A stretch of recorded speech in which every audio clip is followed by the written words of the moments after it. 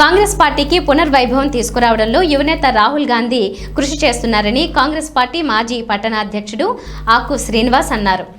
కాశ్మీర్ నుంచి కన్యాకుమారి వరకు చేపట్టిన పాదయాత్రతో ఈసారి జరిగిన పార్లమెంట్ ఎన్నికల్లో కాంగ్రెస్ పార్టీ అధిక స్థానాలు గెలిచిందన్నారు. కాంగ్రెస్ భవిష్యత్తు నేతగా రాహుల్ గాంధీ యువతను, దేశ ప్రజలను ఆకట్టుకుంటున్నారని పేర్కొన్నారు. ఇటు రాష్ట్రంలో కూడా కాంగ్రెస్ పార్టీ అనేక సంక్షేమ కార్యక్రమాలు చేపడుతుందని తెలిపారు.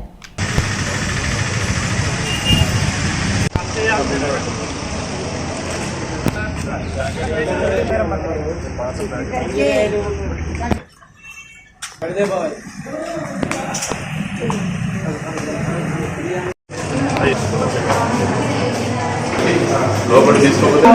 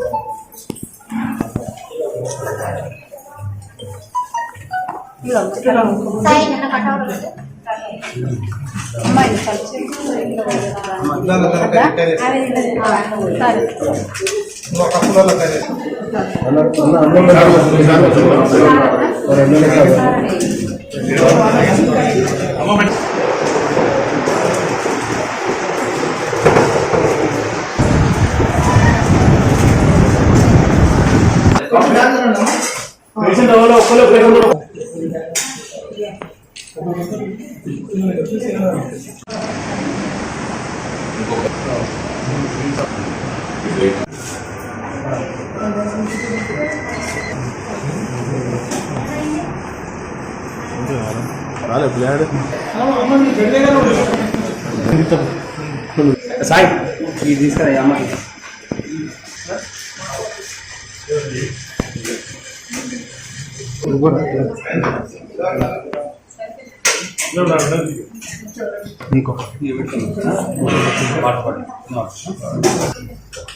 ఐదు ఐదు ఇట్లా పెట్టి ఒక్కసారి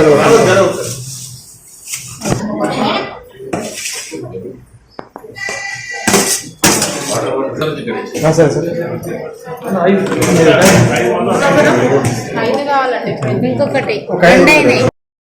వారసత్వానికి రాజకీయాలకు పునాదులు వేయకుండా యువతరం రాజకీయాలకు రావాలని చెప్పని మేము యువజన కాంగ్రెస్ ఉన్నప్పటి నుంచి కూడా యువకులు రాజకీయాల్లో రావాలి, ఉత్సాహంగా పనిచేయాలని చెప్పని యువజన కాంగ్రెస్ యొక్క పద్ధతిని కూడా వారసులకి అంకితం చేయకుండా యువకులకు ఓటు సిస్టమ్ ద్వారా యువ నాయకులంతా కలిసి యూత్ కాంగ్రెస్లో మెంబర్షిప్ తీసుకున్న తర్వాత అక్కడ ఉన్నటువంటి వారికి సంబంధించినటువంటి మండల, రాష్ట్ర, దేశ స్థాయి వరకు కూడా నాయకులను స్వతహాగా ఆ యువకులే ఎన్నుకునే విధానాన్ని ఓటు రూపంగా తీసుకొచ్చి ఒక కొత్త సిస్టాన్ని ఏర్పాటు చేసి కాంగ్రెస్ పార్టీని ముందుకు తీసుకొచ్చినటువంటి నాయకుడు.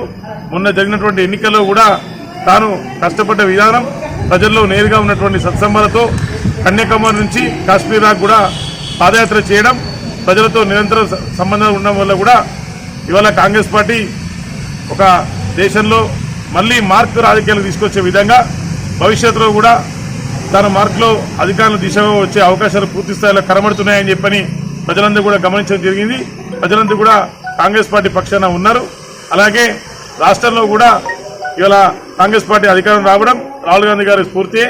యువతరం ఉన్నటువంటి రేవంత్ రెడ్డి గారు కానీ, స్థానికంగా ఉన్నటువంటి యువ నాయకుడు మాజీ ఎన్ఎస్సీఐ అధ్యక్షుడి నుంచి రాజకీయ అరంగేట్రం చేసినటువంటి పొన్నం ప్రభాకర్ గారి నేతృత్వంలో కూడా భవిష్యత్తులో ప్రాంతాలను కూడా అభివృద్ధి చెందుతామని చెప్పని, అలాగే ఈ సందర్భంగా ఈరోజు ఉస్నాబాద్ ప్రభుత్వ ఆసుపత్రిలో ఇక్కడ ఉన్నటువంటి రోగులకు అన్నదాన కార్యక్రమం నిర్వహించడం జరిగింది మా మిత్ర బృందంతో.